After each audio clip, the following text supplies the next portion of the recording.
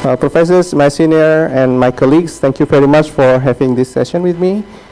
I'm Zucha from, actually I'm working in the Office of Research and Publication and also junior staff in Gynecology Department. Okay. So in this session we will learn about what is high impact journal and how we publish in this kind of journal. Okay, so I think all of us, we have our own reasons where we publish our article, and I think the main reason is disseminating our ideas to the world. So we want the world knows what we are thinking and what we have done.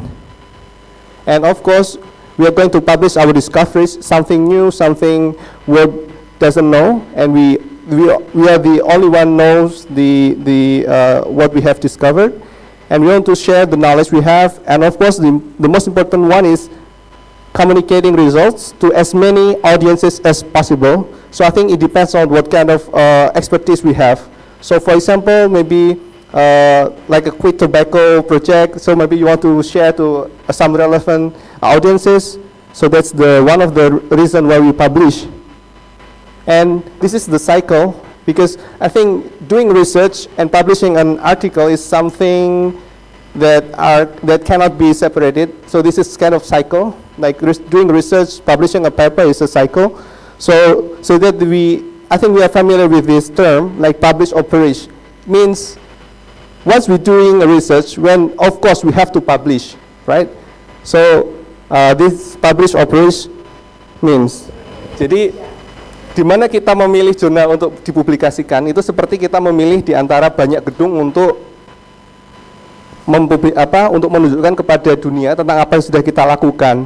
Sehingga kita seperti memilih di antara banyak gedung ini, ya. Tentu saja kita berharap bisa memilih jurnal yang paling tinggi reputasinya, sehingga lebih banyak orang melihat hasil karya kita.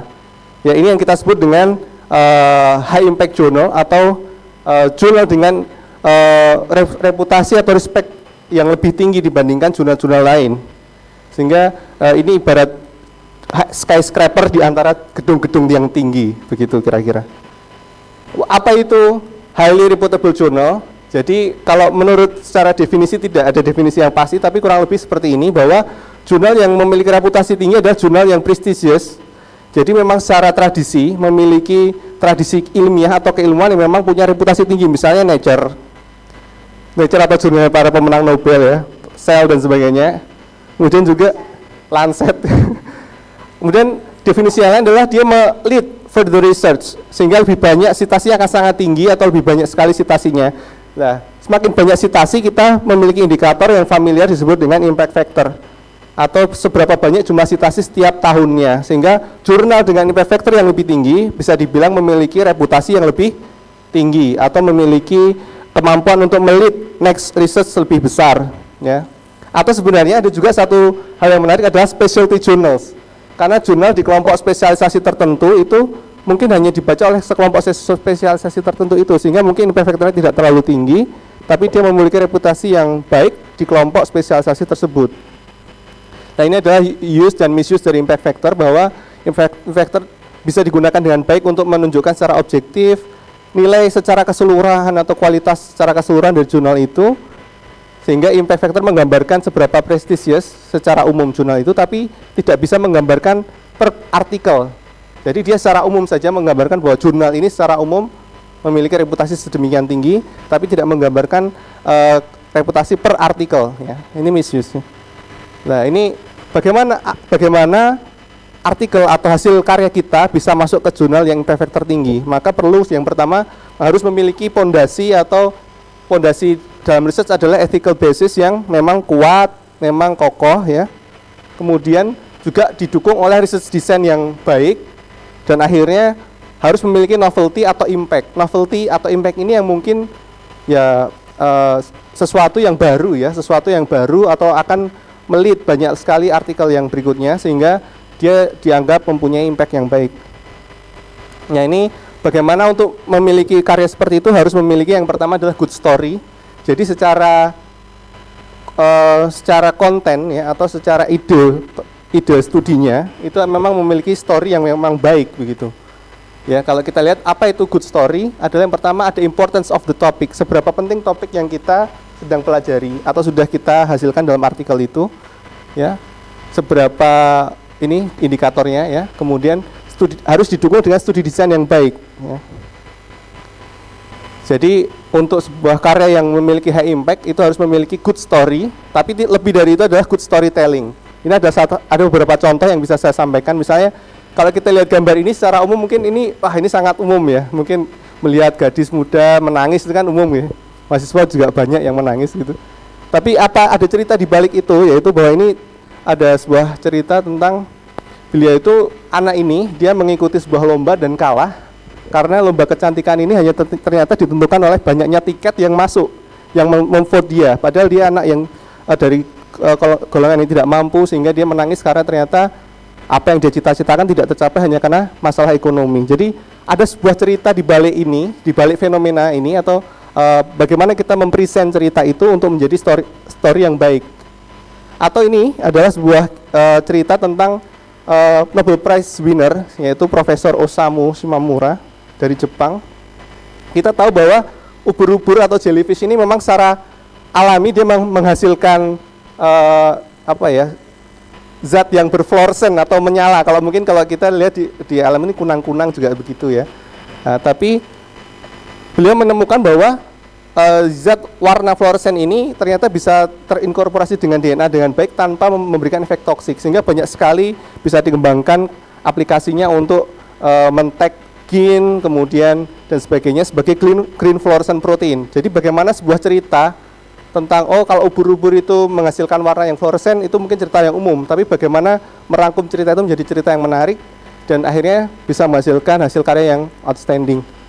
Nah, sehingga ini aplikasinya banyak sekali sekarang, bahwa dia bisa diinkorporasikan dengan banyak sekali methods ya, untuk memonitor perkembangan embrio dan sebagainya. Nah, ini adalah good storytelling ya. Kemudian ini kita masuk ke sesi untuk sharing ini. Yang kedua yaitu tentang memilih target jurnal. Bahwa ternyata sebagian besar alasan mengapa artikel kita ditolak oleh jurnal itu adalah karena memilih jurnal yang salah ya. Sehingga memilih jurnal yang tepat itu adalah satu kriteria yang penting dan harus ya. Karena kalau kita memilih jurnal yang salah, mungkin kita menunggu sekian bulan, ternyata endingnya juga ditolak juga gitu. Jadi wasting time dan sebagainya, sehingga memilih jurnal yang tepat adalah sebuah keharusan. Kemudian kriteria memilih jurnal ini selalu merupakan tawar-menawar antara dua hal, yaitu tentang personal preferences, yaitu kecondongan pribadi kita untuk memilih salah satu jurnal, misalnya karena kualitas studi kita, kemudian time of publication, mungkin jurnal tertentu dia proses publikasinya lebih cepat ya. Kemudian priority to publish, kemudian charge juga, misalnya kita milih jurnal karena dia gratis. Kemudian ekspektasinya adalah tentang misalnya impact factor atau reputasi jurnal yang tinggi. Sehingga untuk memilih jurnal ini kita bisa melakukan beberapa hal, 3 hal ini, yaitu kita membuat list dari 5 target jurnal, kemudian kita secara memilih 3 yang paling baik, kemudian kita bisa menurunkan seandainya di reject ya, sehingga kita bisa memilih jurnal. Sekarang kita akan belajar bagaimana kita akan mempelajari satu tools di sini, yaitu journalgate.com, untuk memilih bagaimana membuat list dari 5 jurnal ini. Sekarang bagaimana cara membuat jurnal ini? Kita bisa secara manual kita bisa membuka website dari jurnal ya, untuk mengetahui apakah aims dan scope-nya cocok ya. Kemudian apakah juga sesuai dengan target audience yang kita sasar, dan apakah ini sesuai dengan requirement kita. Misalnya kita mengejar impact factor tertentu. Misalnya untuk yang saya tahu, misalnya promosi untuk professorship itu butuh 0,1 impact factor misalnya. Bahkan konon katanya akan dinaikkan lagi jadi 1. Semoga tidak ya.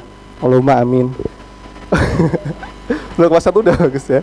Kemudian harus terindeks Scopus misalnya, sehingga kita harus memiliki kriteria kita sendiri ya. Kemudian baru kita bisa menggunakan type in your keywords di journalgate.com. Nanti kita bisa memasukkan keywords yang sesuai untuk target jurnal yang kita inginkan.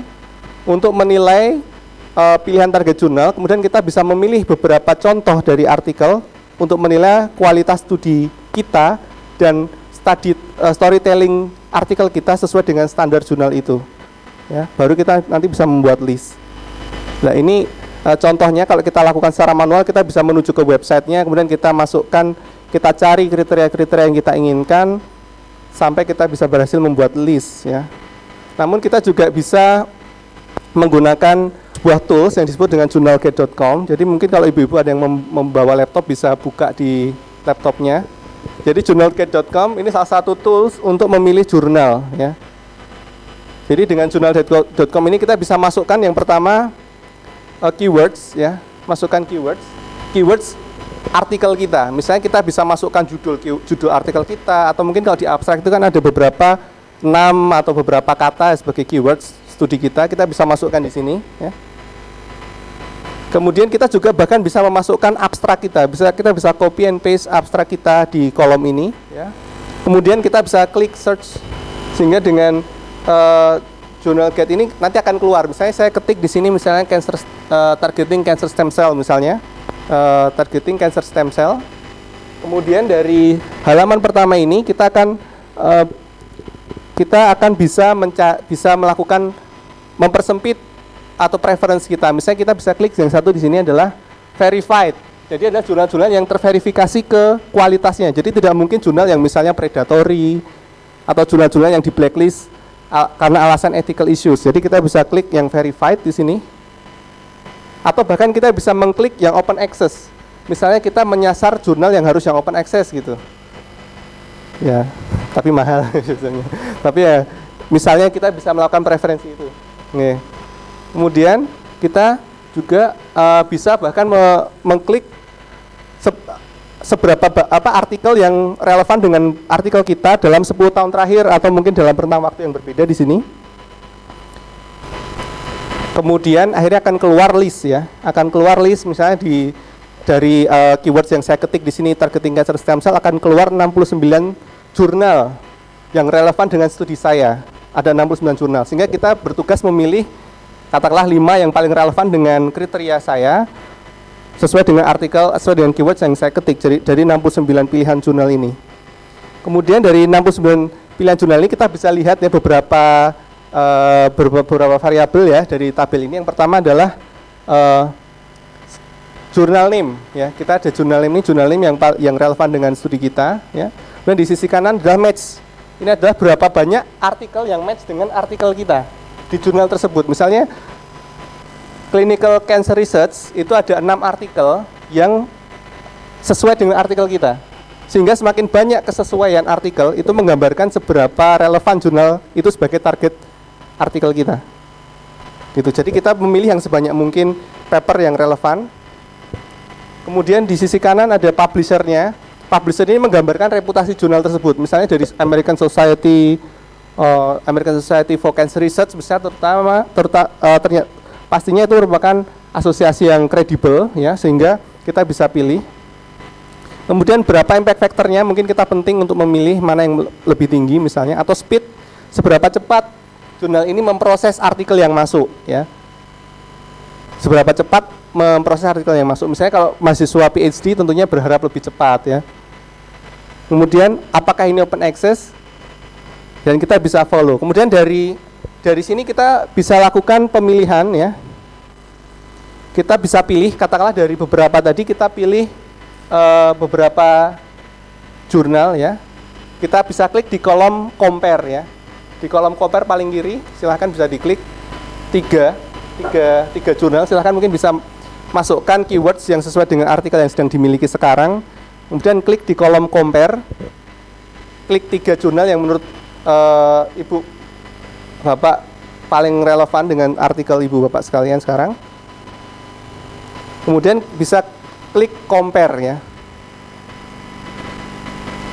compare journals. Misalnya saya tadi memilih clinical cancer research, kemudian memilih archives of pharmaceutical research dan molecular cancer therapeutics misalnya, sehingga saya mendapatkan perbandingan dari ketiga jurnal ini. Tentang apa? Tentang yang pertama adalah jurnal impact-nya, dan semuanya sudah terverifikasi ya, jadi insya Allah bebas dari ethical issues. Kemudian ini jurnal impact-nya berapa, kemudian responsiveness, kemudian publication speed, kemudian cost juga, kemudian affiliated societies, journal links, dan indeks. Ini pengindeksan. Jadi kita bisa cari, karena kalau di Indonesia yang dihitung adalah Scopus, jadi kita pastikan kalau Scopus mengindeks jurnal ini. Sehingga di antara 3 ini kita bisa membandingkan mana yang paling baik menurut kriteria kita.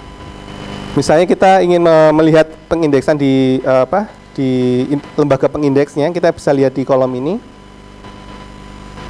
Kemudian kalau kita sudah dari 3 tadi, kemudian kita sudah memilih satu yang menurut kita paling baik, kita bisa mengklik salah satu linknya, misalnya Clinical Cancer Research, kita bisa klik Clinical Cancer Research untuk mengetahui lebih detail tentang karakter jurnal ini. Misalnya tentang aims and scope-nya, apakah relevan dengan artikel kita atau tidak, speed-nya seberapa cepat, kemudian publication cost juga, kita publication cost-nya berapa dolar misalnya, apakah open access policy-nya juga relevan dengan kebutuhan kita.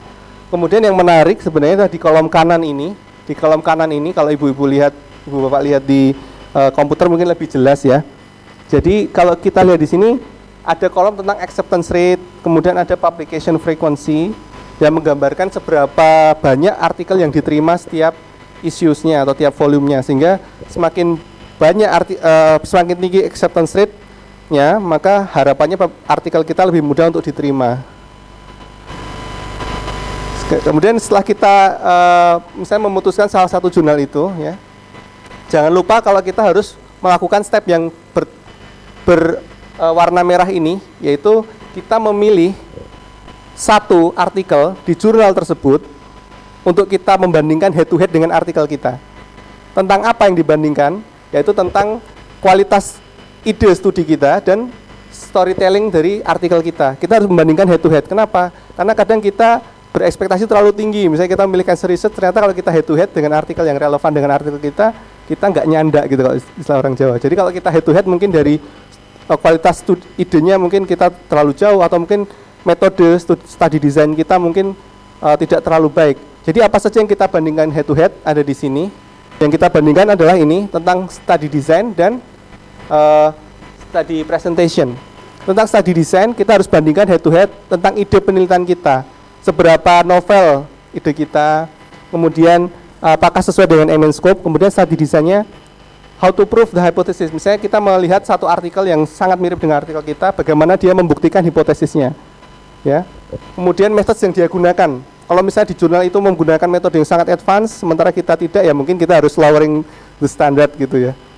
Kemudian untuk storytellingnya bagaimana kualitas data dan cara mempresentasikan datanya. Mungkin kita selama ini membuat figures masih menggunakan Excel misalnya, nah mungkin tidak sesuai dengan kriteria data presentation di jurnal itu, maka kita bisa lihat dari bagaimana artikel lain mempresentasikan figuresnya. Nah, kalau kembali ke halaman pertama, saat kita begitu pertama kali memasukkan keywords, tadi kan ada paper match ya, katakanlah dari 6 ya paper match, silahkan diklik di paper match, nanti akan keluar list seperti ini. Misalnya tadi yang cancer stem cell, targeting cancer stem cell, saya klik di jurnal, di Clinical Cancer Research, ini akan keluar list artikel yang match dengan artikel kita. Ini ada artikel yang match dengan artikel kita. Nah, artikel yang match ini berguna untuk apa? Yang pertama kita bisa, artikel yang match ini pertama berguna untuk sumber literatur kita. Misalnya kita ingin membaca update terbaru tentang studi kita di jurnal tertentu, kita bisa membaca di situ. Kita bisa akhirnya tahu artikel yang sangat mirip atau mungkin supporting artikel kita. Kemudian artikel ini juga berguna untuk kita memilih satu artikel untuk dibandingkan dengan artikel kita. Misalnya dari beberapa artikel ini kita bisa baca ya. Di sini kan ada abstraknya. Ya. Kita bisa baca abstraknya. Kita bisa baca abstraknya di sini. Dan kita juga bisa mencari artikel ini. Kita bisa copy judulnya atau cari artikel ini ya untuk kita ambil dan kita bandingkan. Misalnya saya mengambil artikel ini sebagai perbandingan.